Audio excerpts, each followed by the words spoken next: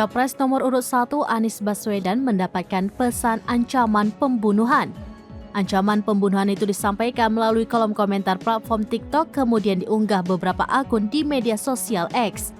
Dilansir dari kompas.com via Tribunnews pada Jumat 12 Januari 2024, pesan tersebut menuliskan pertanyaan terkait hukuman jika menembak kepala Anies.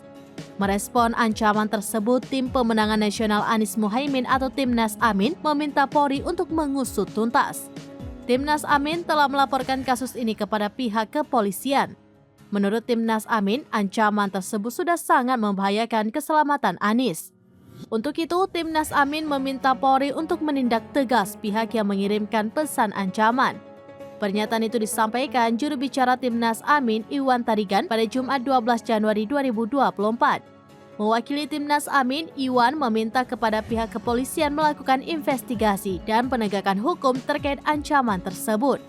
Selain meminta Polri mengusut kasus, Timnas Amin juga menginginkan agar tim Satgas Pengawalan Capres yang disiapkan KPU untuk waspada.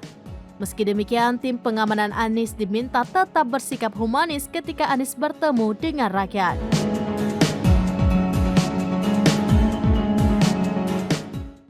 Download Tribun X sekarang, menghadirkan lokal menjadi Indonesia.